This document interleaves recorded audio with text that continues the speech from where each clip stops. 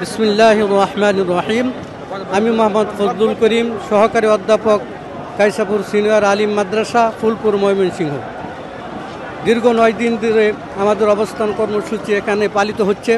আমাদের মূল দাবির বিষয় 3টি: বাড়ি ভাড়া 20%, শিক্ষক কর্মচারীদের উৎসব ভাতা 75% এবং আমাদের চিকিৎসা ভাতা 1500 টাকা।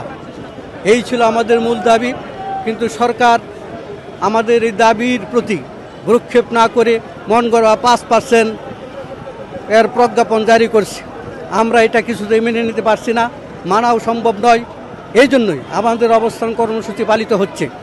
আমরা যতদিন পর্যন্ত আমাদের দাবি আদায় করতে না পারব ততদিন পর্যন্ত আমরা রাজপথ ছাড়ব না, ইনশাআল্লাহ। আমরা অবস্থান কর্মসূচি করতেছি। সারা দেশ থেকে শিক্ষক শিক্ষিকাবৃন্দ আমাদের কর্মসূচিতে অবস্থান করতেছে, আসতেছে প্রতিনিয়ত। অতএব সরকার মহোদয়কে, শিক্ষা উপদেষ্টা সহ যারা এই দায়িত্ব রয়েছেন তাদের প্রতি বিনীত দাবি আমাদের এই দাবির প্রতি সুদৃষ্টি দিয়ে আমাদের দাবিকে পূরণ করুন এবং আমরা যেন আমাদের প্রতিষ্ঠানে ফিরে যেতে পারি।